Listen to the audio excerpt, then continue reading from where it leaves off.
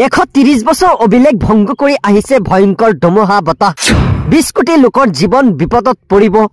20খনতকৈ অধিক ৰাজ্যত জৰুৰী অৱস্থা ঘোষণা কৰিছে আমেৰিকা যুক্তৰাষ্ট্ৰই প্ৰকৃতিৰ সন্মুখত হাৰ মানিছে শক্তিশালী আমেৰিকাই সবিশেষ জনাইছো ভিডিঅ'টি এটি লাইক কৰি দিয়ক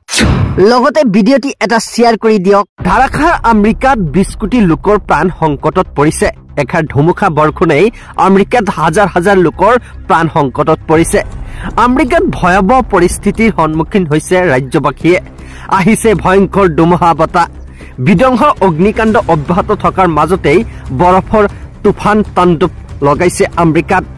প্ৰকৃতিৰ সন্মুখত যেন হাৰ মানিছে শক্তিশালী আমেৰিকা দেশে বৰফৰ তুফানত প্ৰাণ হেৰুৱাব লগা হৈছে 12 জনকৈ লোকৰ এই বিধ্বংস তুফানৰ আগবাঢ়িছে পূব আমেৰিকাৰ দিশতে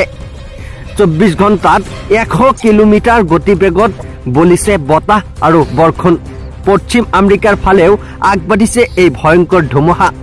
20খনতকৈ অধিক ৰাজ্যত জৰুৰী অৱস্থা ঘোষণা কৰিছে আমেৰিকাত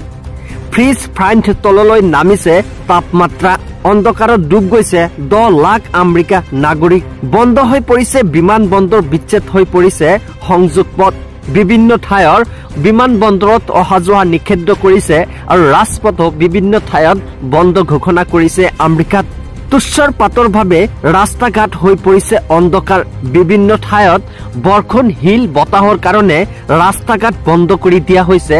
ৰাজ্য চৰকাৰৰ পৰা এইভাবে তুষাৰত ভংগ কৰিলে সকলো ৰেকৰ্ড হাহাকাৰ হোৱাৰ পৰিস্থিতি আমেৰিকাত হাৰ কপোৱা জাৰৰ বাবে চৰকাৰী কাৰ্যালয় বিদ্যালয় মহাবিদ্যালয় বজাৰ বন্ধ ঘোষণা কৰিছে আমেৰিকা ৰাজপথত ৰাজঘাটত গৃহবন্দী হৈ আছে আমেৰিকাৰ বহু নাগৰিক হাজাৰ হাজাৰ নাগৰিক গৃহবন্দী হৈ আছে ঘৰৰ পৰা বাহিৰত ওলোৱা নিষিদ্ধ কৰি দিছে আমেৰিকাত বতৰ বিজ্ঞানে কেন্দ্ৰৰ প্ৰচণ্ড বৰফ শিলাবৃষ্টি আৰু বৰষুণত জাৰি কৰিছে সতৰ্কবাণী